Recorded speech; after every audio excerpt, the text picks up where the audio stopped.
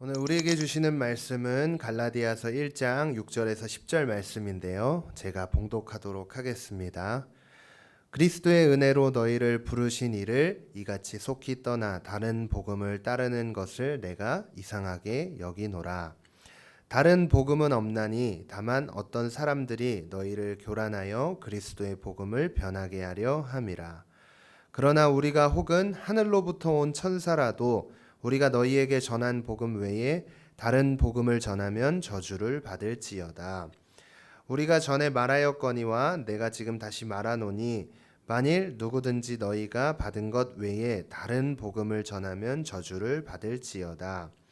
이제 내가 사람들에게 좋게 하랴 하나님께 좋게 하랴 사람들에게 기쁨을 구하랴 내가 지금까지 사람들의 기쁨을 구하였다면 그리스도의 종이 아니니라. 아멘. 네, 저는 오늘 여러분들과 함께 진리의 복음 앞에서라는 제목으로 함께 은혜를 나누기 원하는데요. 네, 여러분 이렇게 이 줌을 시작하면서 오늘이 가장 많은 친구들이 들어와서 예배를 드리는 게 아닌가, 이런 생각을 해봅니다. 너무 감사하고요. 우리가 대면이 될 겁니다. 조만간. 기대하는 마음으로 오늘도 이 말씀 앞으로 초청하신 하나님께 감사하는 마음을 담아서 이 말씀 앞에 결단할 수 있는 저와 여러분들이 되기를 소망해 보겠습니다. 저와 여러분들이 지금 지나고 있는 이 사순절 기간, 이 사순절 기간이 어떤 의미를 담고 있는지 아십니까? 일단 사순절이 뭐냐? 부활절을 기준으로 주일을 제외하고 40일 동안의 시간을 의미하는데요. 이 시기에 예수 그리스도께서 이 땅에 오신 본질적인 목적을 깊이 묵상하며 그 고난에 동참할 수 있는 저와 여러분들이 되었으면 좋겠습니다. 여러분, 저와 여러분들이 믿는 이 기독교 신앙의 본질이 어디에 있는지 아십니까? 교회에 있을까요? 아니면 이 전도사님에게 있을까요? 아니면 여러분들에게 있을까요? 네, 이 기독교 신앙의 본질은요, 십자가에 있습니다. 이 본질을 제가 조금 더 설명을 해보자면, 십자가에서 우리의 죄를 위해 흘리신 피로 우리의 죄가 깨끗게 되며 그로 말미암아 우리 아버지 하나님께서 예비하신 저 천국에 입성하게 된다는 것을 믿고 고백하는 자들을 우리는 그리스도인이라고 이야기를 합니다. 그런데 이 복음을 받아들이고 그 복음의 은혜를 깊이 깨달아 알게 된 자들의 삶은 반드시요 변화가 됩니다. 어떻게 변화될까요, 여러분? 바로 하나님 앞에서 삶을 살아가는 삶으로 변화가 된다는 것입니다. 그래서 여러분, 저와 여러분들이 매일매일 세나 큐티 그 말씀 앞으로 나아가고 또 하나님이 원하는, 하나님이 기뻐하시는 뜻이 무엇인지를 깨닫고 그것을 온전하게 살아내기 위해 기도의 자리로 나아가 하나님께 은혜를 구하는 것이 아닐까요?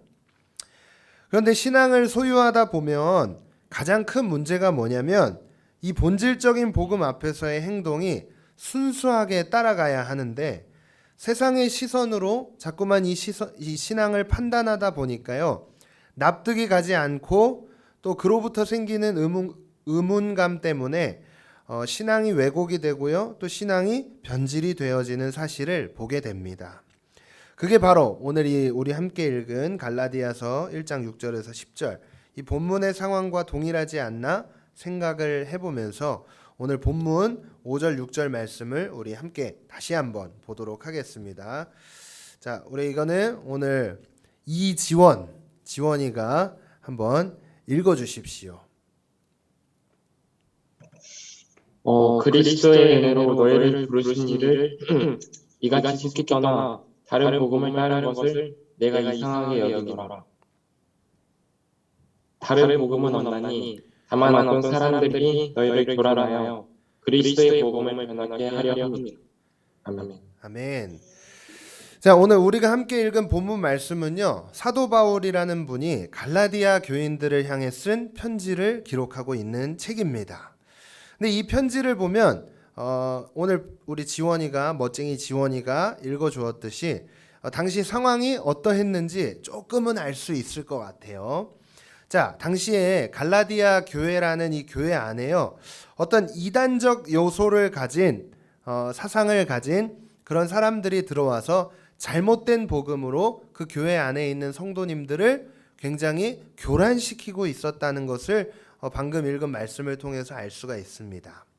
그런데 진짜 문제는 뭐였냐면 그 잘못된 복음에 휘둘려서요, 자신이 믿던 이 진짜 진리의 복음을 떠나 다른 복음으로 그렇게 넘어가고 있던 성도들이 있었다는 겁니다.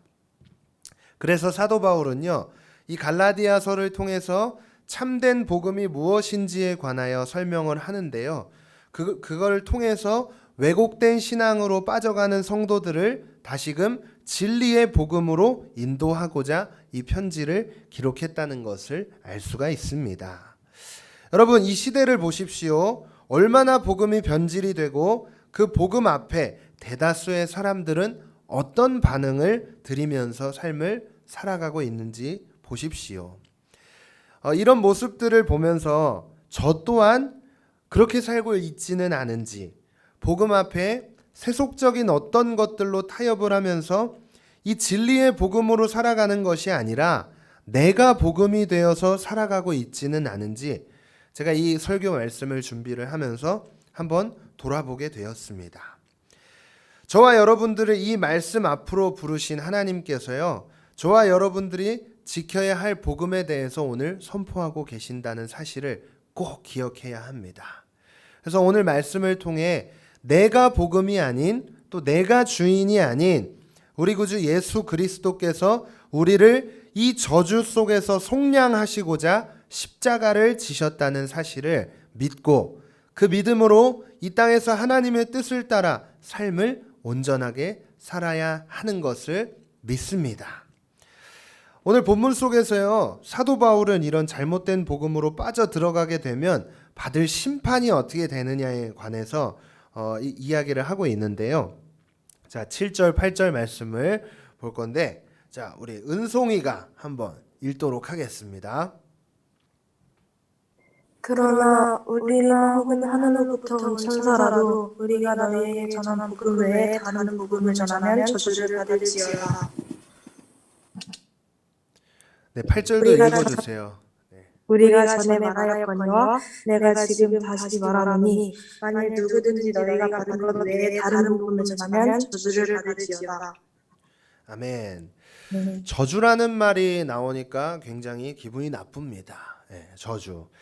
이 저주라는 단어의 원어를 살펴보면요, 제가 좀 공부를 하지 않았습니까, 여러분? 그래서 아나데마라는 이 헬라어를 사용을 하고 있는데요, 이 단어의 뜻은요, 하나님께로부터 버림을 받는다. 저주가 뭐라고요? 하나님께로부터 버림을 받는다. 그런 뜻을 가지고 있는 단어를 사용하고 있습니다. 자, 더 깊게 한번 봅시다. 우리 예수님께서 이 땅에 오신 이유는요, 방금 제가 말씀을 드렸다시피 우리의 저주를 풀어주시고자 오셨습니다.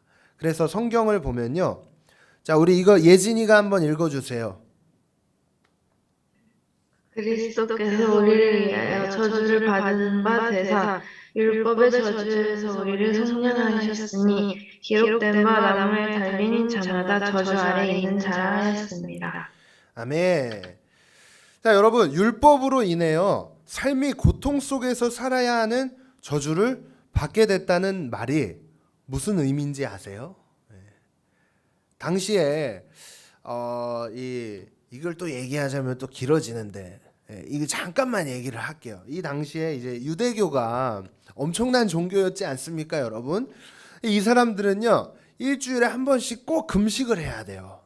금식을 해야죠. 뭐 태어나자마자 할례를 해야 되죠. 부터 시작해서 율법을 지켜야 된다는 그 강박관념 속에서 엄청나게 살고 있었단 말이에요. 여러분, 이 시대에 그렇게 살라고 하면 살 수 있는 사람이 과연 있을까요? 저는 그럼 신학교 안 갔을 것 같아요, 여러분. 신학 안 했습니다, 여러분. 지극히 인간적인 이 전도사님을 용서하여 주시옵소서. 자, 여러분, 아무튼 율법을 다 지킨다는 게 말이 안 돼요. 그럼에도 불구하고 이 유대인들은요, 그것을 지키기 위해 그렇게 목숨을 걸었단 말입니다. 예, 대단하지 않습니까? 그래서요, 대부분의 성도들이요, 너무 고통스러운 거예요. 이걸 이 율법을 꼭 지켜야 되는구나. 예. 그런데 예수님께서 이 땅에 오신 이유는요, 그 율법을 완성시키고자 오셨다는 사실을 알아야 됩니다, 여러분.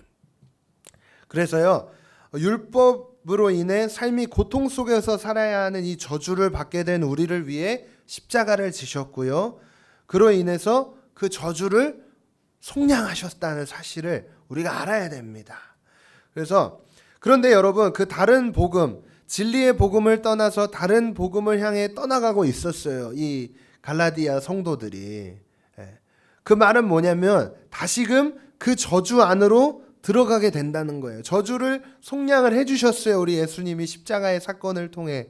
그런데 다른 복음을 믿음으로 다시금 그 저주 안으로 엑셀을 밟고 직진 급발진을 하고 있다는 겁니다. 안타까운 상황인 거죠. 그런데 이게 오늘 본문에 와서 8절과 9절, 우리 8절만 읽었지만 8절과 9절 똑같이 보면요, 똑같이 저주를 받을지어다라는 말이 나와요. 두 번씩 이야기를 했다는 것이 무슨 의미일까요, 여러분? 그만큼 이것을 사도 바울은 엄하게 경고를 하고 있는 거예요. 야, 너 저주를 풀어주시기 위해 예수님이 십자가를 지셨는데, 야, 이 하수야, 그걸 다시 다른 복음을 믿으면 어떻게 된다? 다시 저주를 받는 거야. 그렇게 엄하게 경고를 하고 있는 것을 알 수가 있습니다. 그리고 본문 끝절에 와서는요, 뭐라고 이야기를 하냐면, 자, 이거는 우리 선생님 중에 한 분, 우리 민표쌤이 딱 보입니다. 우리 민표쌤이 읽어주십시오.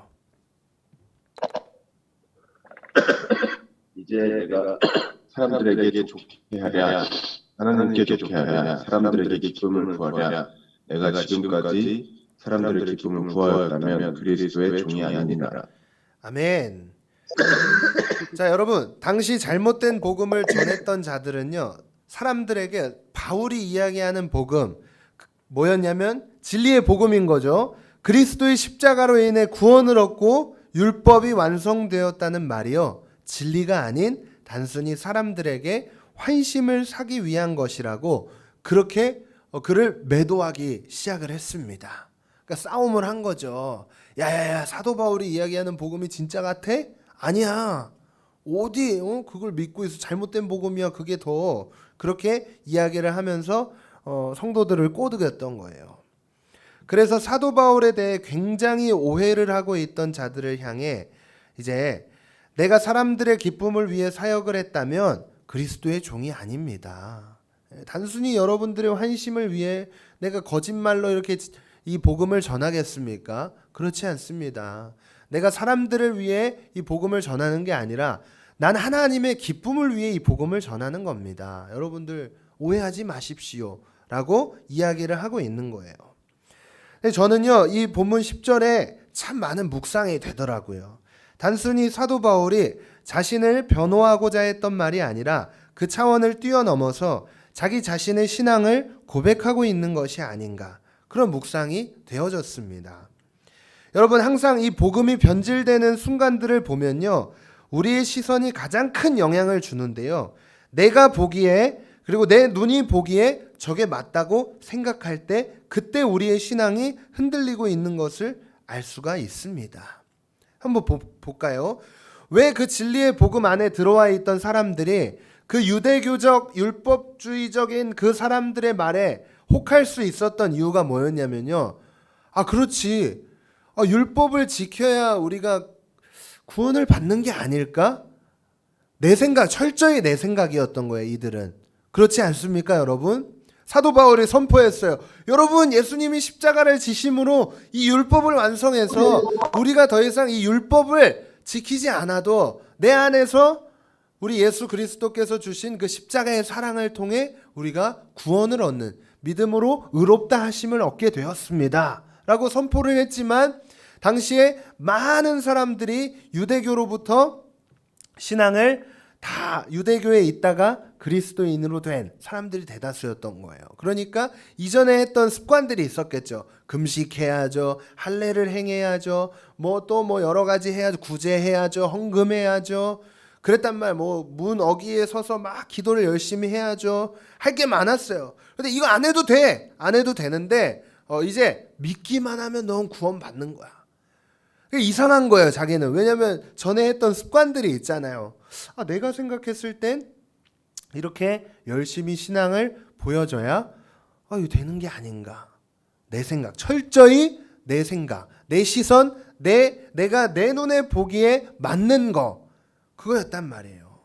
마찬가지로 이 진리의 복음이 변질되는 순간이요, 내가 보기에, 내 눈이 보기에 저게 맞다고 생각을 할 때, 그때 우리의 복음이 흔들리기 시작을 합니다. 더 깊이 들여다보면요, 그 안에 세속적인 것들이 들어 있습니다. 하나님이 아닌 내가라는 것 자체가 이미 내 속 안의 주인이 누굴까요, 여러분? 내 자신인 거예요. 그래서 당시 유대주의자 출신의 성도들은 당연히 율법을 행하고 지켜야만이 구원을 받을 수 있다는 잘못된 생각에 빠져 있었습니다. 그랬기 때문에 사도 바울이 했던 말은 터무니가 없던 거예요. 예수 그리스도께서 이 땅에 오셔서 모든 저주로부터 속량시키셨고, 그로 인해 우리가 그 은혜로 말미암아 자유를 얻었다는 말이 안 믿겨졌습니다.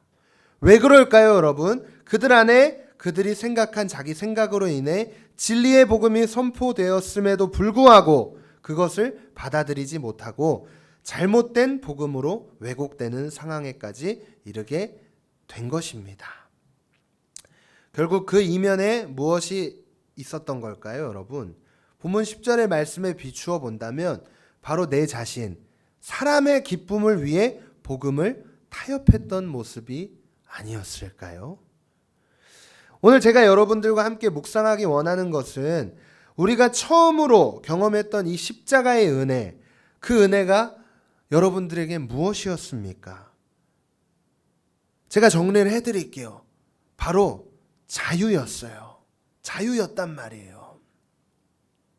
아닌가요? 저만 자유였나요? 그 자유로 인해 우리는 천국을 소망하며 살아가게 되었고요. 그로 말미암아 우리의 삶 속에 평안과 행복 속에 삶을 살아가게 되었습니다. 그런데 시간이 가면 갈수록 나의 잘못된 시선과 세속적인 어떤 것으로 인해 우리의 복음이 변질되고 왜곡되는 모습들을 보게 되죠. 특별히 이 시대 코로나라는 바이러스로 인해 얼마나 큰 피해를 입었습니까? 그 안에 신앙을 타협하지 않았다고 이야기할 수 있는 사람은 없을 것입니다. 부끄럽지만 저 또한 마찬가지였으니까요. 그러나 이제 이 말씀을 통해 이 진리의 복음 앞에서 우리가 취해야 할 행동은요, 세속적인 시선, 세상적인 어떤 시선을 다 내려놓고 나를 기쁘게 하는 것이 아니라 하나님만을 기쁘게 하는 삶을 온전하게 살 수 있는 삶으로 다시금 새롭게 세워져야 할 줄 믿습니다. 여러분, 이제 온라인 예배를 종료합니다. 다음 주부터는 대면으로 예배를 드릴 거예요. 오미크론이라는 상황이 아직 종료가 된 것도 아니고요. 확진자가 쏟아져 나올지언정, 여러분 여기 뭐라고 써있죠? 예배가 생명보다 귀하다. 2019년도에 전도사님이 금식을 10일 하러 갔는데 딱 우리 하나님이 말씀을 통해 딱 그러더라고요. 야, 예배가 생명이다. 너의 삶의 생존보다 예배가 더 중요하다. 그때부터 전도사님은 예배에 목숨을 걸기 시작을 했습니다. 여러분, 상황은 어려워요. 그런데요, 그럼에도 불구하고 우리가 지켜야 하는 건 예배입니다. 왜냐하면 이 예배가요, 복음의 진리를 온전하게 바라봐 줄 수 있도록 만들어주기 때문입니다. 세상적인 시선, 세속적인 시선이 자꾸만 들어와요. 누굴 통해서요? 우리의 삶을 통해서요. 계속 들어온단 말이에요. 근데 이거를 씻어줄 수 있는 그 능력이 있는 게 뭐냐면 우리가 드리고 있는 이 예배를 통해서 이 이물질들이 다 씻어내는 겁니다. 씻어내는 겁니다. 씻어내는 겁니다. 여러분, 말이 꼬이네요. 빨리 끝내라는 겁니다. 여러분, 이제 우리는 진리의 복음을 소유한 자들입니다. 그로 인해 자유함을 얻을 뿐 아니라 저 천국을 예비하신 하나님의 놀라운 축복을 누릴 자녀의 권세를 얻은 우리 그리스도인들입니다. 이제 우리들의 삶의 모습이 어떠해야 하겠습니까? 그 진리의 복음 앞에서 어떤 행동을 취하시겠습니까?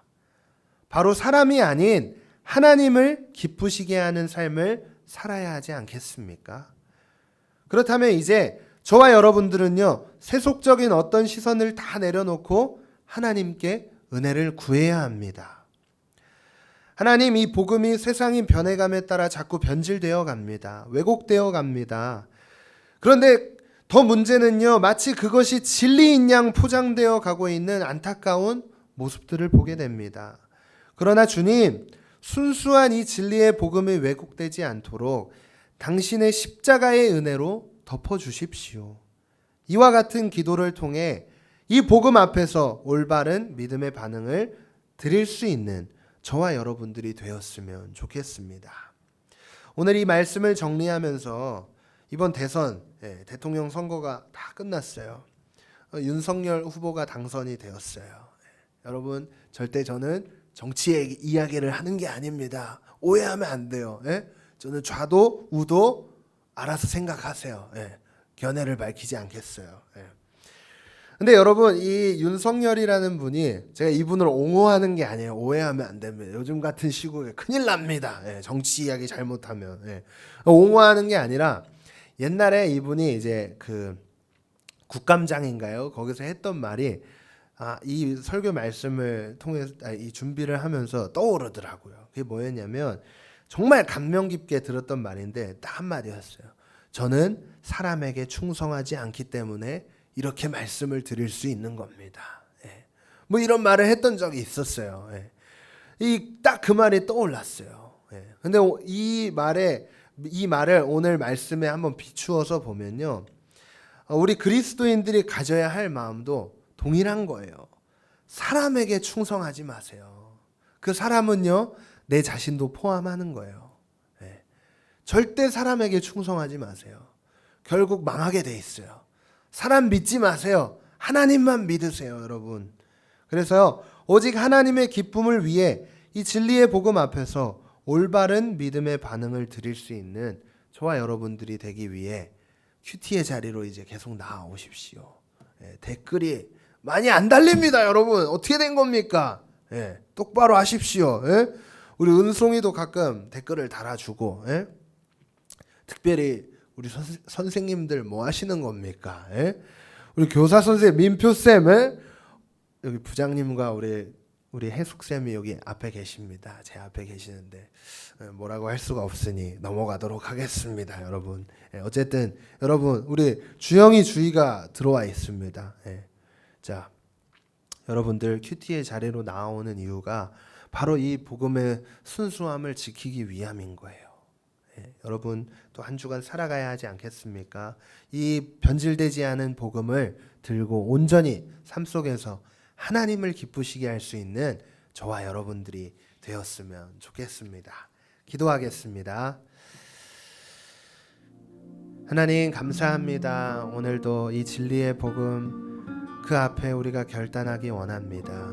정말 순수하게 하나님께서 주신 당신의 그 완전하신 사랑을 가지고 이 삶 속에서 온전히 승리할 수 있도록 주님께서 은혜로 날마다 채워주시고 십자가에서 흘린 그 거룩한 보혈 날마다 묵상하며, 특별히 이 사순절 기간 그 예수 그리스도께서 우리에게 주신 그 놀라운 사랑을 깊이 묵상하며 다시금 이 복음의 진리 앞에 엎드려 그 복음의 진리를 위해 우리의 삶을 드릴 수 있는 귀한 우리 모두가 되게 하여 주시옵소서. 결단한 우리 영혼들 하나님께서 다 아시오니 이들에게 때를 따라 돕는 은혜로 충만하게 채워주셔서 하나님이 기뻐하시는 삶을 온전히 살아낼 수 있도록 주님 역사하여 주시옵소서.